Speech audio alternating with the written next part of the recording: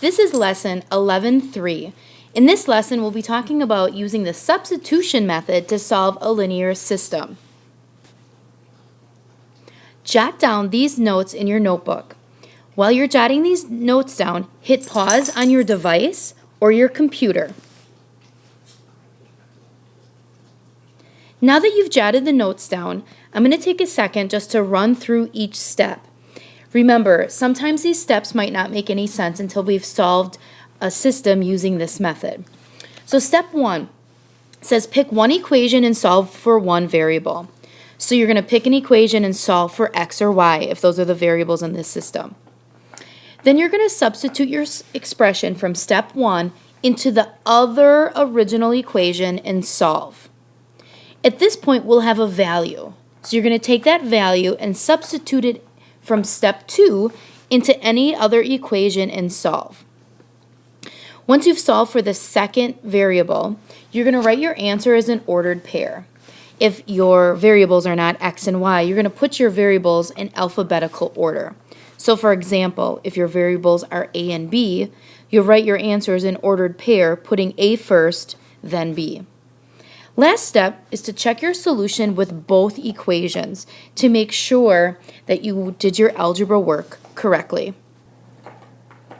Take a moment and jot down this system into your notebook.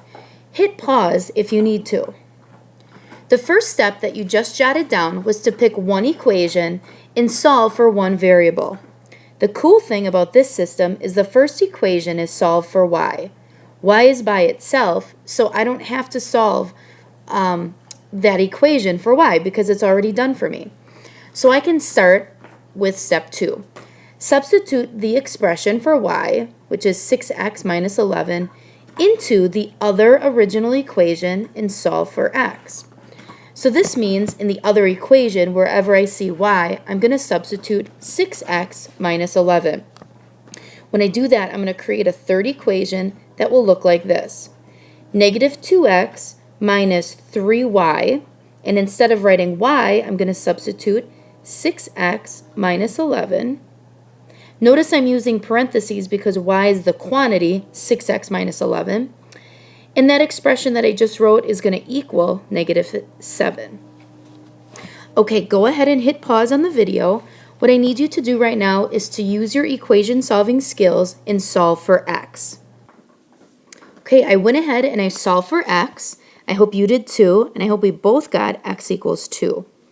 Okay, if you didn't get x equals 2, take a second to pause the video and go back through my work to see where you found or where you have a mistake.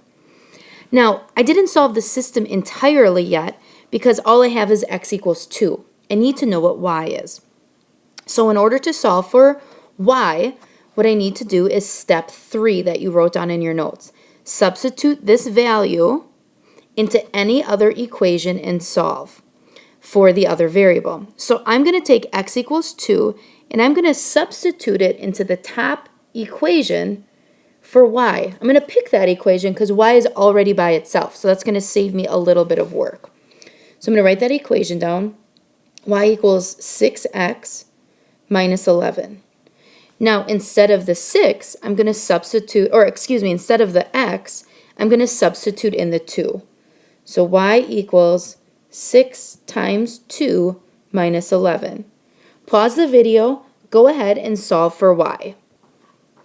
Now that you've solved for y, I hope you got y equals 1. Again, if you didn't get 1, go ahead and compare your work to mine and see if you can find your mistake.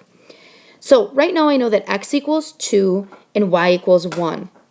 Step 4 in your notes say to write your answer as an ordered pair. So to write my answers in ordered pair, I'm going to put 2 or x first, which is 2, y second, which is 1. This is my final answer, 2, 1. If I would have taken the time to graph these two equations, the intersection point would be the ordered pair 2, 1. Here's our next example. So take a second to jot down the system, pause the video on your device or your computer if you need to. Okay, as I'm looking at the system, another cool thing happened here. The first equation is solve for y again. So I can take y, which is negative 2, and substitute it into the second equation wherever I see y. So I'm going to write 4x minus 3, instead of writing y, I'm going to put negative 2, equals 18. Go ahead, pause the video, and solve this equation for x. When you check your work, you should see that x is equal to 3. If you got a different answer than I did, go ahead, pause the video, compare your work to my work, and see where you made your mistake. All right, now the really cool thing here is because the first equation was y equals negative 2, I don't have to substitute x into an equation to solve for y, because I know y is negative 2. So I'm ready to write my ordered pair. My ordered pair, again, is in alphabetical order. So I'm going to put 3 first, because that's x, and negative 2 second, because that's my y value. So my solution to this system using substitution is 3, negative 2. Again, if we were to plot those two equations, the intersection point on a graph would be the ordered pair, 3, negative 2. Here's our third system. Take a second to hit pause on your device or your computer to jot the system down. All right, as I look at these two equations, neither equation is solved for a variable. So if you can see in the first equation, neither x nor y is alone. And if you look at the second equation, again, neither x nor y is alone. So I'm going to choose to solve the first system for x. I'm going to pick x because it's almost by itself. It's just hanging out with that negative there. So I want to get x by itself, so I'm going to rewrite the equation and solve for x. So to do this, I'm going to add x to both sides. I get 2y equals x minus 2. Then I'm going to add 2 to both sides to get x totally by itself. 2y plus 2 equals x. This is not the only way to solve for x, but this is the way that I chose to solve for x. So I have x equals 2y plus 2. Now this came from the first equation. So when I substitute x, or 2y plus 2, in for x, I need to pick the second equation. So in the second equation, right there is x.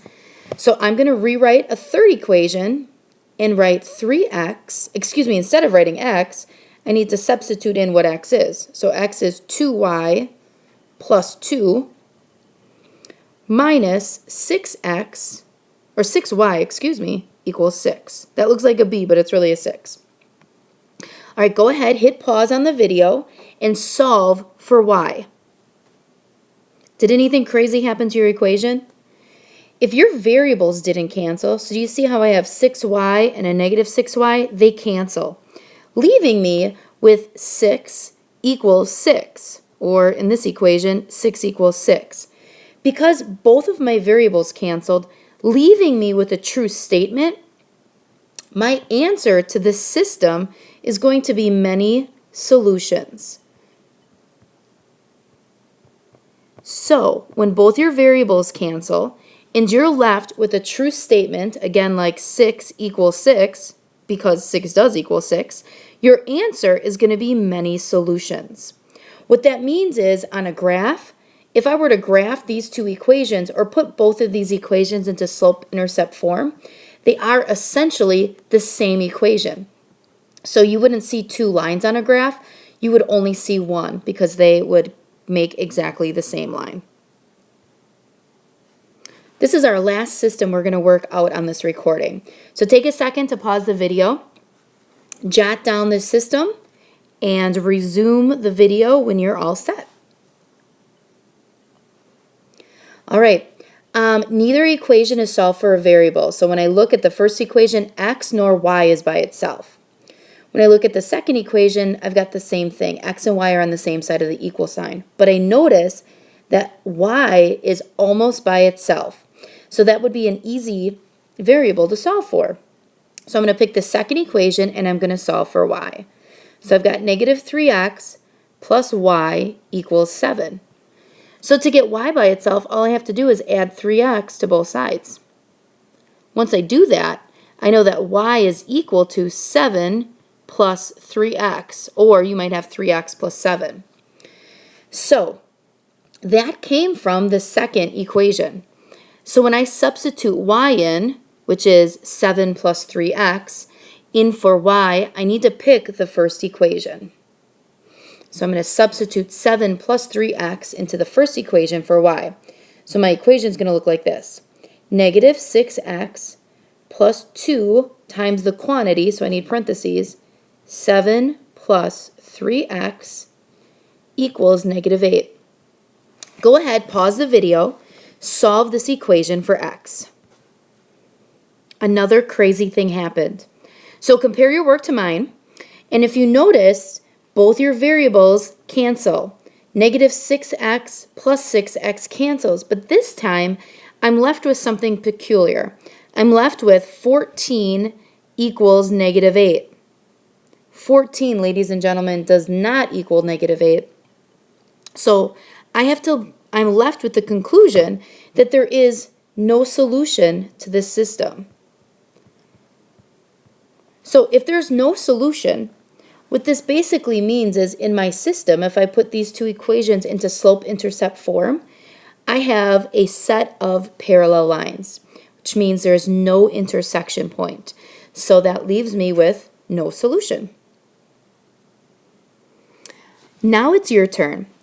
Jot down these three systems, solve each of the systems on your own, making sure to write your answers as an ordered pair, writing no solution or many solution if needed.